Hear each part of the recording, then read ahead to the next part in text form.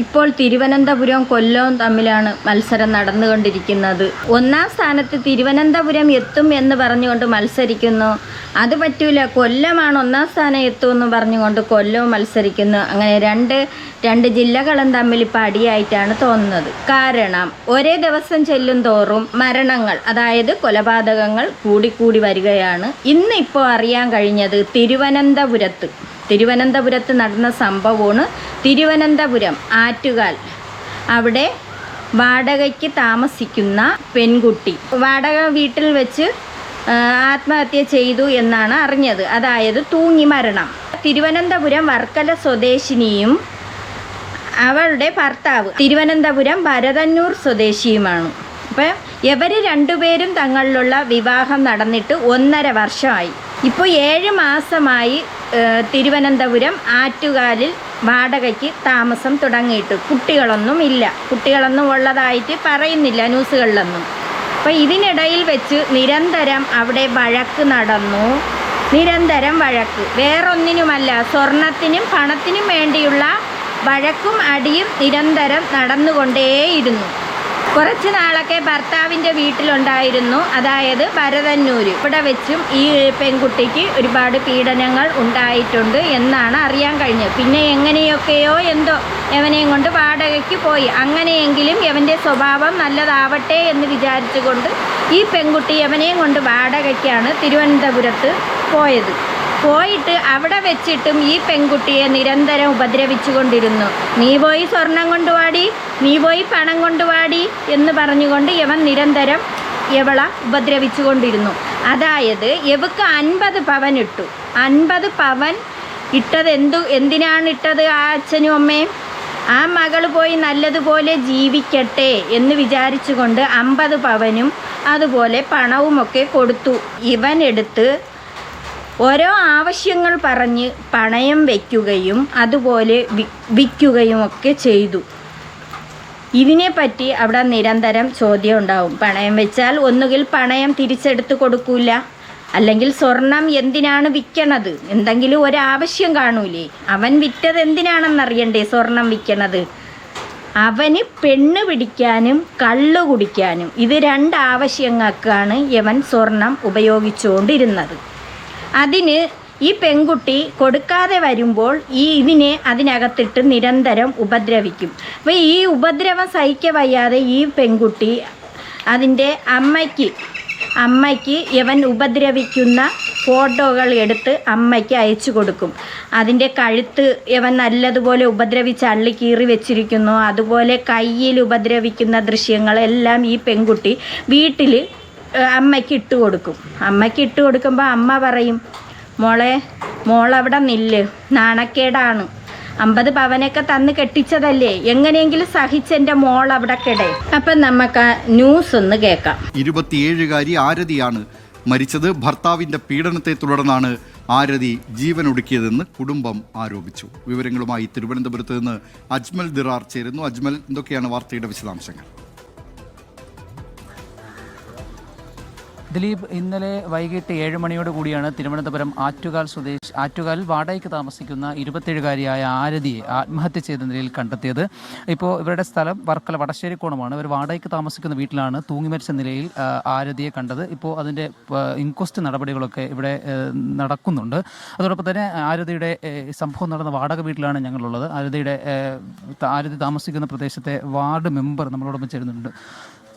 ചേട്ടാ, ഇപ്പോൾ നേരത്തെ ഈ ആരതിയുടെ കുടുംബം ഇപ്പോൾ ഒരു പരാതി ഉന്നയിക്കുന്നത് ഈ ഭർത്തൃപീഡനം എന്നാണ് പറയുന്നത്. നേരത്തെ ഇങ്ങനെ എന്തെങ്കിലും പരാതികളോ എന്തെങ്കിലും കേട്ടിട്ടുണ്ടായിരുന്നു ഈ പെൺകുട്ടിയായിട്ട് ബന്ധപ്പെട്ട്? ഇതുമായിട്ട് ബന്ധപ്പെട്ട് പരാതികളുണ്ടായിരുന്നു. ഒരു 5 മാസം മുമ്പ് ഈ കുട്ടീനെ അടിക്കുകയും ഈ കുട്ടി അടിച്ചതിൻ്റെ വീഡിയോയും ഫോട്ടോ ഉൾപ്പെടെ അമ്മയ്ക്ക് അയച്ചു കൊടുക്കുകയും കാര്യങ്ങളെല്ലാം ഉണ്ടായിരുന്നു. എന്ന് പറഞ്ഞാൽ ഞാനിവിടെ കേട്ടറിയുന്നതെന്ന് പറയുന്നത് ഭർത്തൃപീഡനം. ഞാൻ ചോദിക്കുന്നത്, നിനക്കൊക്കെ വേറെ ബന്ധം ഉണ്ടായിരുന്നെങ്കിൽ നീയൊക്കെ എന്തിനാണ് ഈ പെൺകുട്ടികളെ ജീവിതം തകർക്കണത്? ഇവന് കല്യാണത്തിന് മുമ്പ് വേറെ വിവാഹാലോചന വന്നതാണ്. വിവാഹാലോചന വന്നു, വിവാഹം ഉറപ്പിച്ചു, അതുവരെ തെറ്റിപ്പോയി. കാരണം എന്താണ്? യവൻ പെണ്ണുപിടിയനായിരുന്നു. യവന് പരസ്ത്രീ ബന്ധമുണ്ടെന്ന് ആ പെണ്ണ് വീട്ടുകാരെ അറിഞ്ഞതുകൊണ്ട് രക്ഷപ്പെട്ടു. ആ കുട്ടി അതിൽ നിന്നും ഊരിപ്പോയി. എന്നാൽ ഇതിന് ജീവനും കൊണ്ട് പോവായിരുന്നു. ഇതൊന്നും ചെയ്തില്ല. അത് അടിയിടിയും കൊണ്ട് അത് അവിടെ കിടന്നു. എന്നിട്ട് പല ദിവസവും അതിൻ്റെ അമ്മയ്ക്ക് ഈ ഫോട്ടോകൾ ഇട്ട് കൊടുത്ത്, അമ്മ എന്നെ ഉപദ്രവിക്കുന്നുണ്ട്, എൻ്റെ സ്വർണം കുറേയൊക്കെ പണയം വെച്ച് വിൽക്കുന്നുണ്ട് അമ്മ എന്നൊക്കെ പറഞ്ഞു, മക്കളെ എങ്ങനെയെങ്കിലും സഹിച്ച് കെടേ, നാട്ടുകാരറിഞ്ഞാൽ നാണക്കേടാണ് മക്കളെ, മക്കളിഞ്ഞ് വരുമ്പോഴത്തേക്ക് പിന്നെ കുടുംബക്കാർക്ക് നാണക്കേടാണ് മക്കളെ എന്നും പറഞ്ഞും കൊണ്ട് അതിനെ അവിടെ ഇട്ടിരുന്നു. ഇപ്പം എന്താ അത് മരിക്കാൻ ഇടയായി. ഇന്നലെ രാത്രിയാണ് ഈ സംഭവം നടക്കുന്നത്. അത് ഈ പറയുന്ന കണക്ക് ഈ കൊച്ചു ആത്മഹത്യ ചെയ്യുന്നതിന് മുമ്പും ഈ കുട്ടീനെ എന്ന് പറഞ്ഞ കേട്ടറിവാണ് ഈ കുട്ടിയെ അടിച്ച് എന്നിട്ട് കുട്ടി അവർ കയറി ആത്മഹത്യ ചെയ്തെന്നുള്ളതാണ് ഇവിടെ ഞാൻ തിരക്കിയപ്പോൾ ഇവിടെ അറിയാൻ പറ്റിയത്. ഈ കുട്ടി ആത്മഹത്യ ചെയ്യുന്ന സമയത്ത് ഈ ചെറുക്കൻ വീട്ടിൻ്റെ വെളിയിൽ തന്നെ ഉണ്ടായിരുന്നു, വെളിയിലിരിക്കുകയായിരുന്നു. വെളിയിരുന്നിട്ട് അല്ലെങ്കിൽ കയറി ഒരാൾ കതവടച്ചു, ഇങ്ങനെ ഒരു വിഷയം ഉണ്ടായി കതവടച്ചു. തൊട്ടടുത്തുള്ള വീടുകളിലല്ലേ അറിയിക്കാനുള്ളത്. ഇത് തൊട്ടടുത്തുള്ള വീടുകളിലൊന്നും അറിയിച്ചതുമില്ല. ഈ പുള്ളിക്കാരൻ ഈ കുട്ടി അവൻ സിറ്റ് ഔട്ടിൽ വെളിയിലിരുന്ന് ആസ്വദിക്കണം. അതിനെ ഉപദ്രവിച്ച് എൻ്റെ കഴുത്തൊക്കെ അള്ളിക്കീറി, എൻ്റെ ശരീരമൊക്കെ അള്ളിക്കീറി വെച്ചിരിക്കണം. അതിന് സഹിക്കാൻ വയ്യാതെ അവൻ ഒരുപാട് ഉപദ്രവിച്ചു. ഇനി അവൻ ചെയ്തതാണെന്ന് അറിഞ്ഞൂടാ, എന്നിട്ട് അവൻ കതവ് വലിച്ചടച്ചതാണെന്ന് അറിഞ്ഞൂടാ. ഇവൻ ഇരുന്ന് കാലുമേ കാല് ആട്ടി അവൻ ഇരിക്കണം. ഇവൻ സൈക്കോൾ, ഇങ്ങനെ ഉള്ളവന്മാരെ സൈക്കോളാണ്, സൈക്കോള്.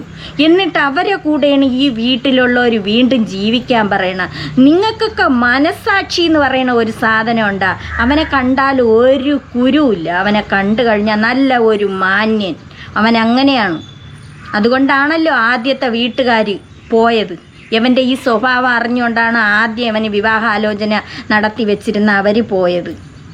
പിന്നെ അതിനുശേഷം ഇവൻ വീണ്ടും സ്ത്രീകളിലേക്ക് പോയി. ഇവൻ ഭയങ്കര മദ്യപാനമായിരുന്നു. ഇവന് പണം വേണം, പെണ്ണ് പിടിക്കാനും കള്ളു കുടിക്കാനും. അതിനായിട്ട് ഈ പെൺകുട്ടിയുടെ സ്വർണങ്ങൾ നിരന്തരം വിറ്റുകൊണ്ടിരുന്നു. അവരെ വീട്ടുകാർ കൊടുത്ത പണം മൊത്തവും ഇവൻ തീർത്ത്.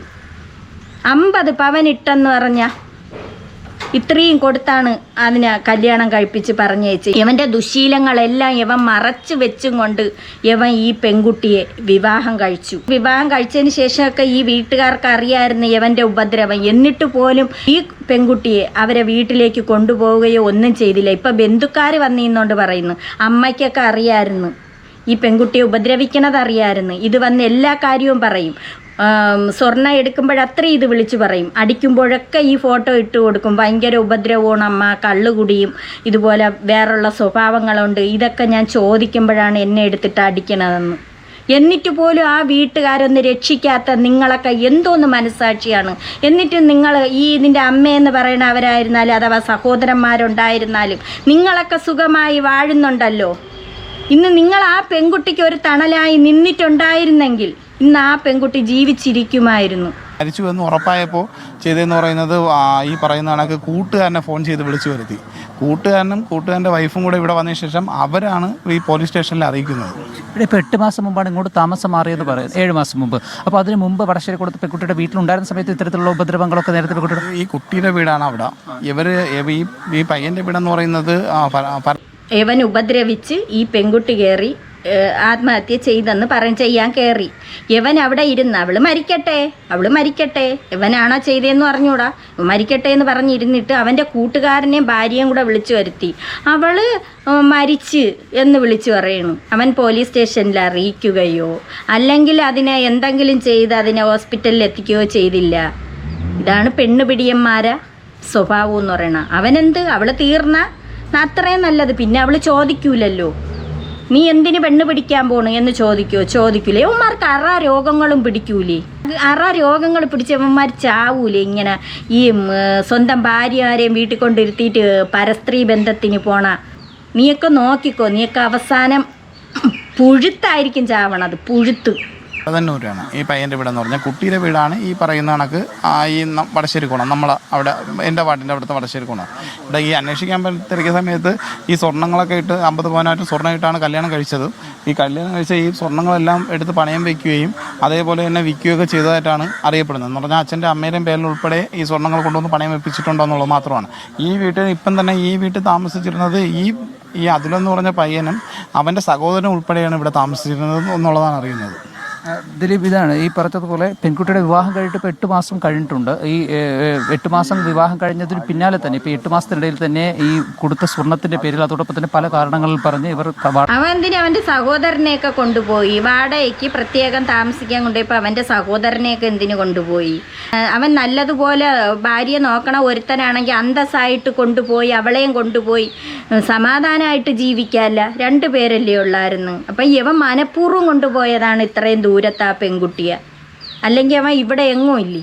ശരിയാണ്, നമ്മളെ നാട്ടുകാർ തന്നെയാണ്, അവനും ഏകദേശം അടുത്ത നാട്ടുകാർ തന്നെയാണ്. അതുപോലെ ആ പെൺകുട്ടിയും വളരെ വ്യത്യാസമൊന്നുമില്ല, വളരെ ദൂരമൊന്നുമില്ല.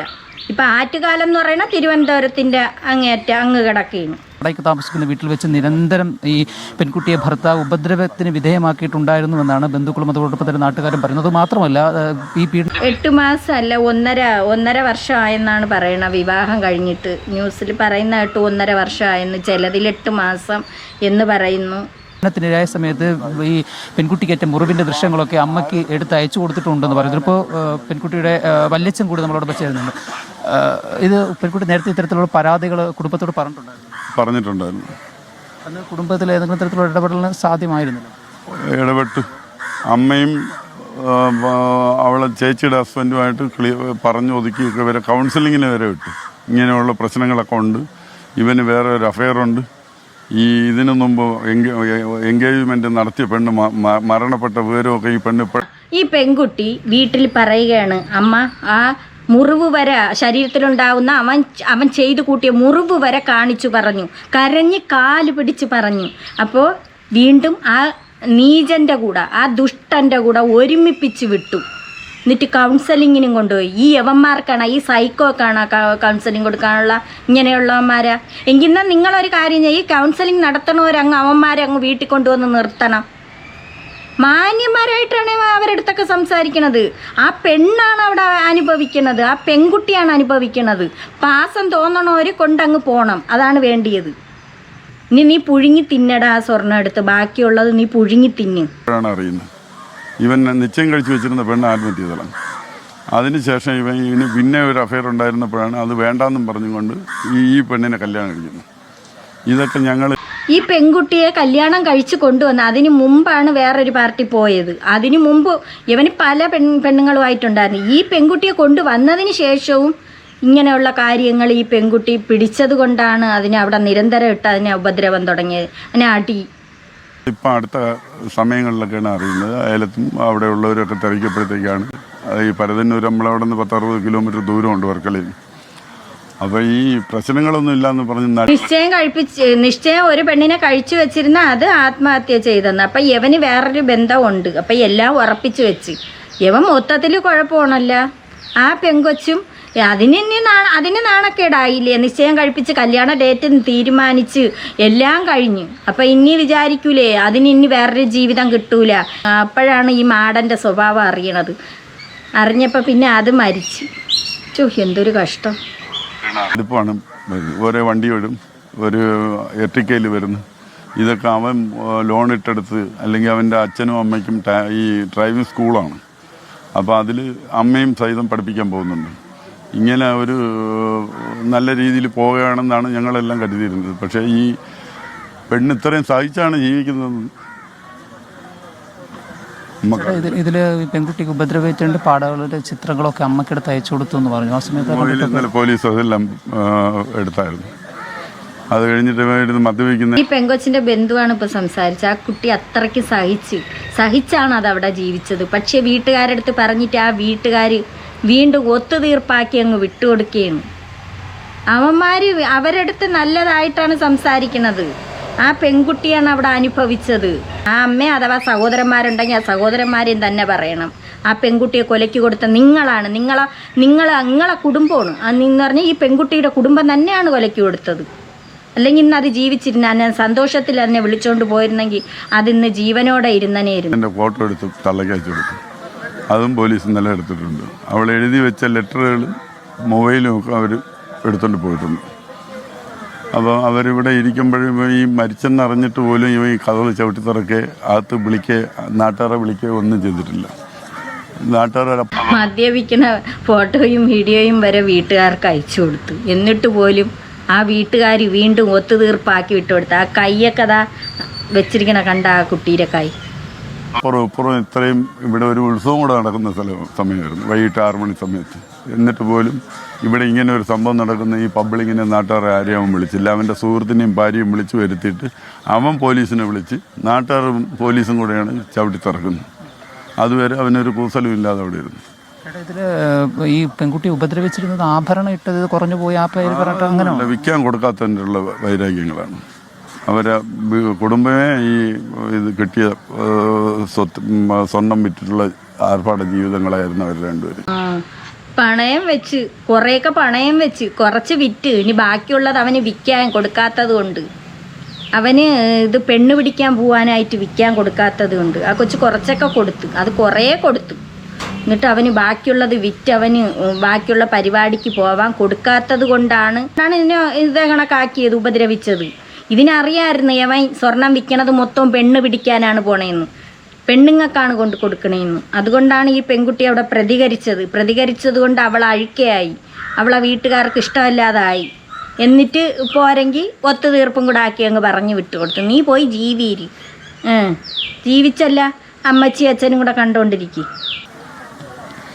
ഉപദ്രവങ്ങൾ ടൂറ് പോകാൻ നേരത്ത് വിൽക്കണം, അന്നേരം പറയുന്നിടത്തെല്ലാം കുടുംബത്തോടെ ഇടാം. അത് തന്നെ കുടുംബക്കാർ, അതായത് അവൻ്റെ അമ്മയും അച്ഛനും എല്ലാം കണക്ക് തന്നെയായിരുന്നു.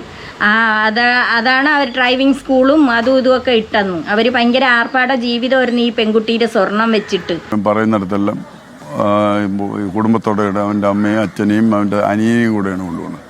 ഞങ്ങളുടെ വീട്ടിൽ നിന്ന് ഞങ്ങളുടെ കുടുംബത്തിലുള്ള ഒരു കുഞ്ഞുങ്ങളെയും കൊണ്ടുപോകാറില്ല, അവരെ എല്ലാം ഒഴിവാക്കി. ടൂറ് പോവാൻ പെണ്ണിൻ്റെ സ്വർണവും വിറ്റും പണയം വെച്ചും ടൂറ് പോകും. അപ്പോഴും ഭയങ്കര സന്തോഷമാണ് സ്വർണവും പണവും കൊടുക്കുമ്പോഴത്തേക്ക്. അവൻ്റെ അമ്മയും അച്ഛനെയും കുടുംബത്തോടെ വാരി കെട്ടിയാണ് അവൻ പോണതെന്ന്. പെണ്ണിൻ്റെ സ്വന്തം ഭാര്യയുടെ സ്വർണം വിറ്റും കൊണ്ട്. നാണോ മാനോ ഇല്ലാത്തവന്മാരാ. എടാ നീയൊക്കെ എടുത്തു കഴിഞ്ഞാൽ അത് കൊടുക്കാനുള്ള മനസ്സ് വേണോടാ. ഒരു പെണ്ണിനെ കൊണ്ടുവന്നാൽ അതിൻ്റെ സ്വർണ്ണം എടുത്ത് വിൽക്കുകയോ പണയം വയ്ക്കുകയോ ചെയ്ത് കഴിഞ്ഞാൽ അത് എടുത്ത് കൊടുക്കാനുള്ള മനസ്സ് വേണം. ഇല്ലെങ്കിൽ ആ പെണ്ണിൻ്റെ ശാപം നിൻ്റെയൊക്കെ കുടുംബത്തിന് ഏറ്റെന്ന് വേണം പറയാൻ. നീയൊക്കെ അനുഭവിച്ച് പണ്ടാരടങ്ങി തീരുള്ളൂ. അത്രയ്ക്ക് ശപിക്കും ആ പെൺകുട്ടികൾ. അതിൻ്റെയൊക്കെ വീട്ടിൽ നിന്ന് ഇട്ട് കൊടുക്കണ സ്വർണ്ണമാണ്. എന്ത് കഷ്ടപ്പെട്ടിട്ടാണെന്നറിയാം അത് കൊടുക്കണത്. അതിനെയൊക്കെ എടുത്ത് നീയൊക്കെ നശിപ്പിച്ച് പെണ്ണും പിടിച്ച് കള്ളും കുടിച്ച് നടക്കണം നിന്നെയൊക്കെ. ഈ പെൺകുട്ടിയുടെ വീട്ടുകാരുമായിട്ട് യവൻ എങ്ങും പോവാറില്ല. യവൻ്റെ വീട്ടിലുള്ളവരെ യവൻ ആഡംബരമായിട്ട് ഈ പെൺകുട്ടിയുടെ സ്വർണം വിറ്റും അതുപോലെ അതിന് കൊടുത്ത പണമായിരുന്നാലും അതും കൊണ്ട് അവൻ്റെ അച്ഛനും അമ്മയും അവൻ്റെ വീട്ടിലുള്ളവർ അനിയനായിരുന്നാലും എല്ലാവരെയും വലിച്ചു കയറ്റിയാണ് യവൻ ദൂര സ്ഥലങ്ങളിലായിരുന്നാലും ടൂറുകൾ പോകുന്നത്. യവൻ അവരുമായിട്ട് സഹകരിച്ച് അവരുടെ ഇടയെടുക്കും. പക്ഷെ ആ പെങ്കൊച്ച് പറയണതൊന്നും ആരും കാര്യത്തിലെടുക്കൂല. അത് നാളെ ഒരു കാലത്ത് അതിനെന്തെങ്കിലും സംഭവിക്കുമോ എന്നുപോലും ആ വീട്ടുകാർ മനസ്സിലാക്കാതെ വീണ്ടും യവൻ്റെ കൂടെ, ഈ സൈക്കോയായ യവൻ്റെ കൂടെ അങ്ങ് പറഞ്ഞു വിട്ടതിന് നിങ്ങളാണ് അച്ഛനും അമ്മയും, യഥാർത്ഥ അച്ഛനും അമ്മയും. അഥവാ സഹോദരന്മാരുണ്ടെങ്കിൽ ആ സഹോദരന്മാരും നിങ്ങളാണ് നല്ലവർ. എന്നിട്ട് ഇനി നിങ്ങൾ സന്തോഷമായിട്ട് ജീവിക്കുക. ഒരു പെൺകുട്ടി എന്തെങ്കിലും ഒരു ഭർത്താവിൻ്റെ വീട്ടിൽ നിന്ന് എന്തെങ്കിലും ഒരു വിഷയമായിട്ട് വരികയും എന്തെങ്കിലും അല്ല, അതിന് അത്രയ്ക്ക് സഹിക്കാൻ വയ്യാതാവുന്നത് കൊണ്ടാണ് അത് ആ വീട് വിട്ടിറങ്ങണത്. അതിനെ പിടിച്ച് അണയ്ക്കുകയാണ് ചെയ്യാനുള്ളത്, ചേർത്ത് നിർത്തുകയാണ് ചെയ്യാനുള്ളത്. അല്ലാതെ വീണ്ടും അവൻ്റെ കൂടെ അങ്ങനെയുള്ള സൈക്കോള കൂടെ അതുപോലെ മറ്റേ പ്രവർത്തികളുള്ള അവൻ്റെ കൂടെ പറഞ്ഞു വിടാതെ പിടിച്ച് ചേർത്ത് നിർത്തുകയാണ് ചെയ്യാനുള്ളത്. അല്ലാതെ അവൻ്റെ കൂടെ അങ്ങ് തള്ളി വിടുകയല്ലേ അയാൾ. നിനക്കൊക്കെ എല്ലാം തന്നങ്ങ് പറഞ്ഞു വിട്ടില്ലേ, നീയൊക്കെ പോയി ജീവിച്ചോ അവൻ്റെ കൂടെ എന്നല്ല നിങ്ങൾ പറഞ്ഞു വിടാനുള്ളത്. രക്ഷിതാക്കളെ, എനിക്കിത്ര മാത്രമേ പറയാനുള്ളൂ. അവന്മാർക്ക് നല്ല അഭിനയമാണ്. ഇതുകൊണ്ടാണ് ഇപ്പോൾ ഉള്ള പെൺപിള്ളേർ എന്തുകൊണ്ട് കല്യാണം കഴിക്കാത്തത്. കണ്ടും കേട്ടും പെൺപിള്ളേർ മടുത്ത് ദിവസവും കേൾക്കണം ഇങ്ങനെയുള്ള വാർത്തകളല്ലേ.